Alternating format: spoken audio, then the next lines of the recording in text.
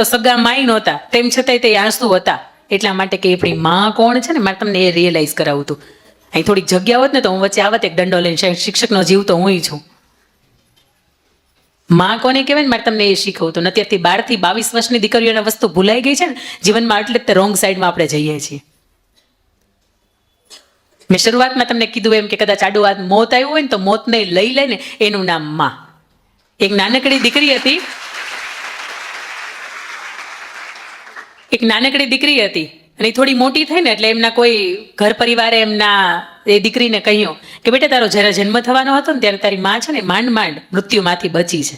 એટલે દીકરીએ માને પૂછ્યું, હે માં, કે સાચી વાત, મારો તે જન્મ આપ્યો તે મને ત્યારે હું ત્યારે તું માંડ બચી છો? તેની માં એમ કે છે કે હા હું માંડ બચી છું, પણ બેટા અત્યારે કે હું મરી જાઉં તો એ 12 વર્ષની દીકરી એમ કે છે કે માં તું ન જીવે ને તો મારે નથી જીવવું. પણ આ 10 કે 12 વર્ષની દીકરી હોય ને હજી એને સંવેદનાઓ છે, પણ આ 15, 17, 18, 20 કે 22 વર્ષની દીકરી થઈ જાય અને માં એમ કે હું મરી જાય તો એ કાંઈ આપણને ફેર નથી પડતો. આ ખાસ કાર્યક્રમ એટલા માટે છે.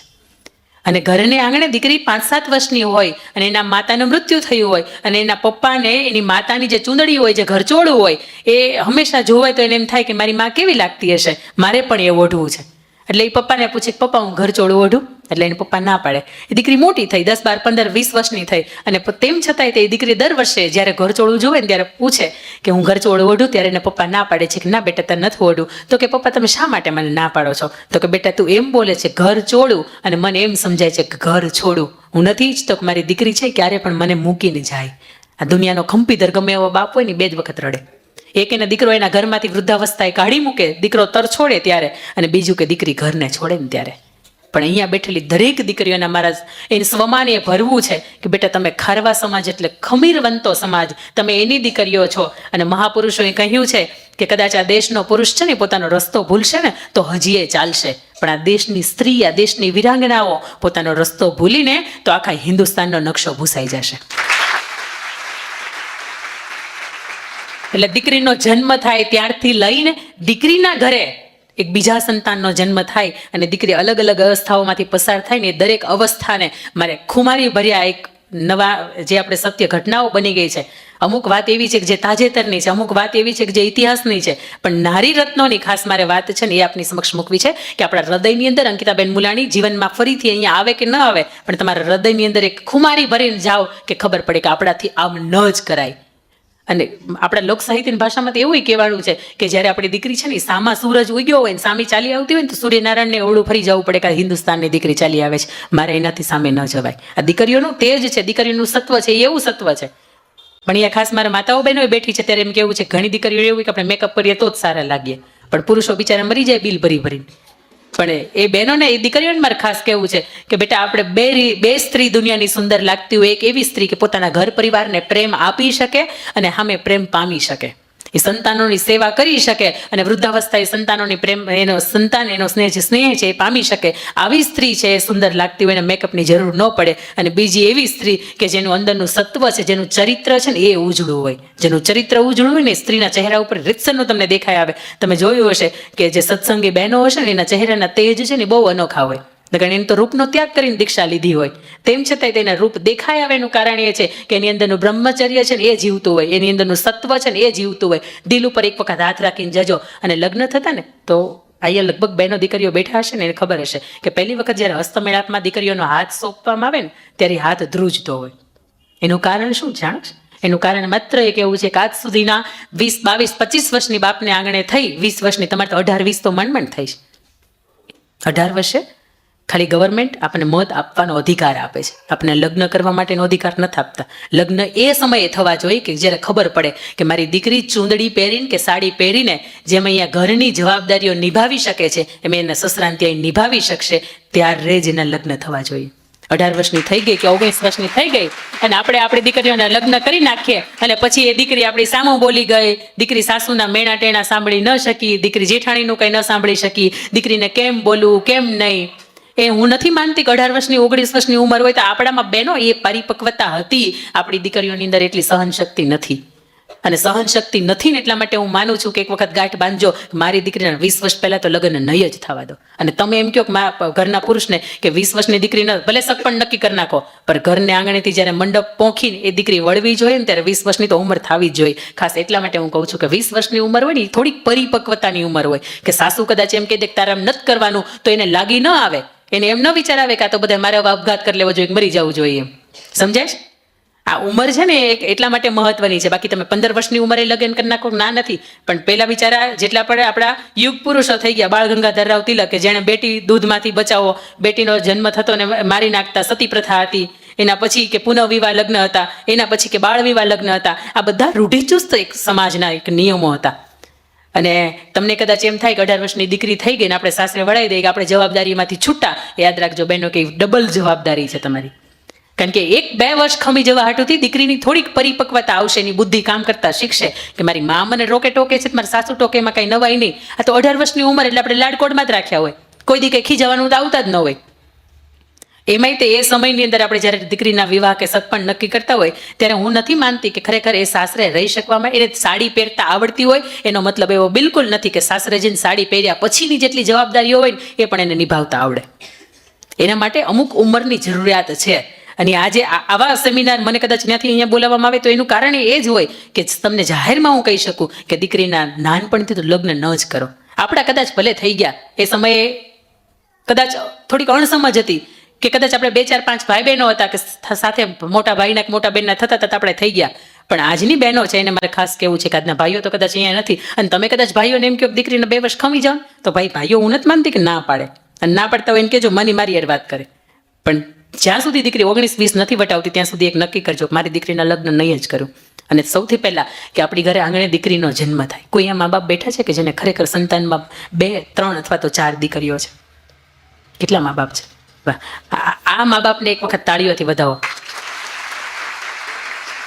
મેં સાહેબ ઘણા એવા ફંક્શન જોયા છે કે જે ગામની અંદર 2 અથવા તો 2 થી વધારે દીકરીઓના મા બાપ હોય ને એના મંચ ઉપર જાહેરમાં સન્માન કરવામાં આવે છે. એટલા માટે કે આ સમાજ આજનો એટલો બધો શિક્ષિત થઈ ગયો છે કે જે સમાજને ખરેખર દીકરી બીજી અથવા તો ત્રીજી જોતી જ નથી. મોરબીની અંદર એક મિલેનિયમ ટાઇલ્સ છે, સિરામિકનો ઉદ્યોગનો બિઝનેસ કરે છે, નીતિનભાઈ પ્રજાપતિ છે. એના ઘરે 2 દીકરીઓ છે અને એના પછી જ્યારે ત્રીજા વખતે એમના પત્નીને ગર્ભાવસ્થા રહી ત્યારે એમણે એક મનોમન માનતા કરી હતી કે મારે ત્રીજી પણ જો દીકરી આવે ને તો ભગવાન હું તારા ચરણની અંદર કંઈક સારું, કંઈક સત્કાર્યનું કામ કરીશ. અને એના મિત્રોએ માનતા કરી હતી કે ભગવાન હવે ત્યાં આપે ને તો દીકરો આપે.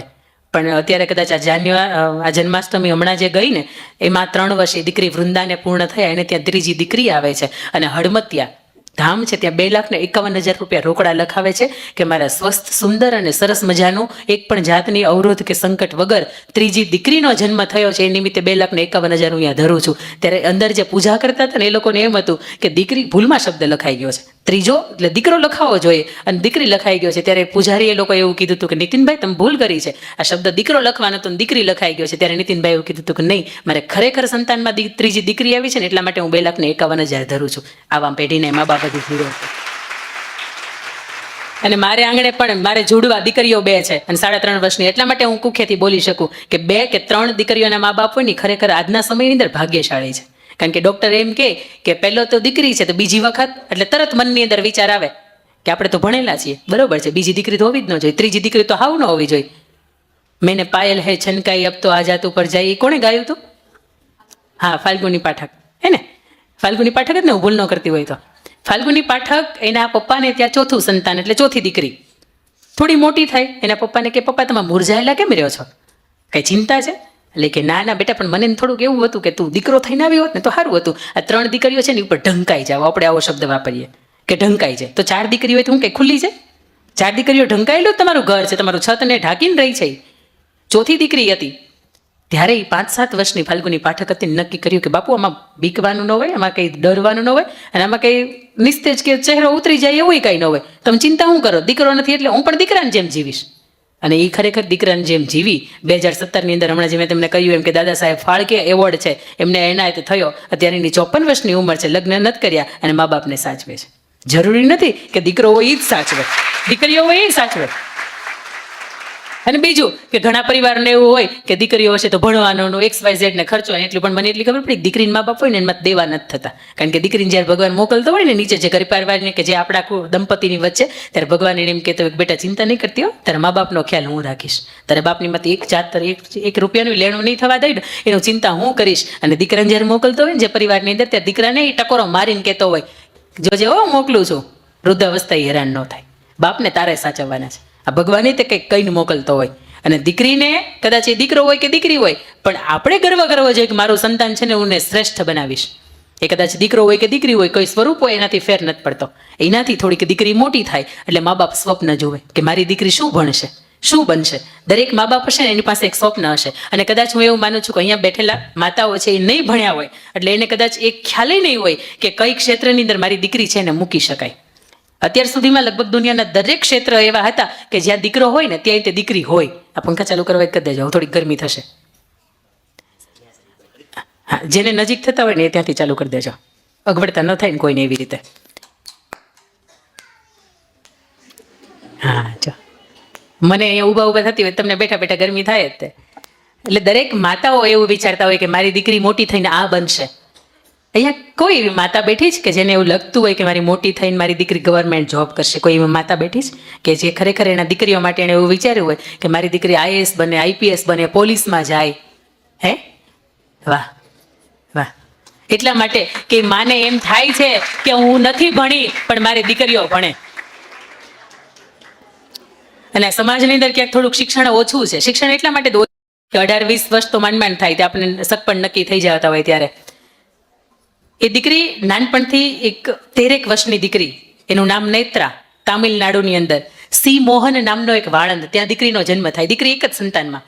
એટલે સી મોહન વાળંદનું કામ કરે, રોજીરોટી સવારથી સાંજ સુધીમાં રોકડીયો ધંધો. એવું વિચારે કે મારી દીકરીને મારે મોટી થઈને કલેક્ટર બનાવી છે. નાનપણથી દીકરીને કહે કે બેટા કલેક્ટર બનવું હોય તો તારે આવી પરીક્ષાઓ પાસ કરવી પડે, કલેક્ટર હોય તો દેખાવમાં આવા લાગતા હોય, એની પાસે આવી સત્તાઓ હોય. એટલે નાનપણથી દીકરીને ભણવા પ્રત્યે ખૂબ રુચિ જાગે અને દીકરીને એમ થાય કે હા મારે કલેક્ટર બનવું છે. દીકરી ખૂબ ભણે ગણે હોશિયાર. કોરોનાનો સમય એવો તામિલનાડુની અંદર, હું આ સાચી વાત, અને જેટલી પણ અહીંયાથી કથાઓ થશે ને એ બધી સાચી વાત થશે અને સાચું હશે ને તો જ આપણને કંઈક સ્પર્શશે.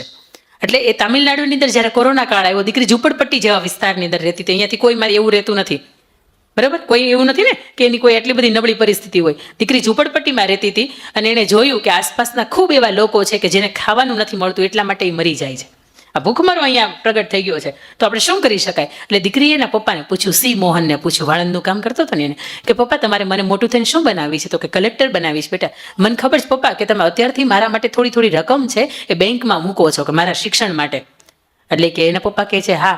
તો કે બેટા કેટલી? પપ્પા એવું, દીકરી એવું પૂછે છે પપ્પા એ કેટલી રકમ થઈ છે? એટલે કે 5-6 લાખ જેટલી રકમ થઈ છે. તો કે પપ્પા એ FD તમે કરાવી છે ને એને તોડાવી નાખો. આ 13 વર્ષની દીકરી બોલે છે કે એને તમે તોડાવી નાખો અને આસપાસમાં જેટલા પણ પરિવારો છે અત્યારે ગરીબથી ભૂખેથી મરે છે અને હું નથી ઈચ્છતી કે આપણી સામે કોઈ ભૂખથી મરી જાય.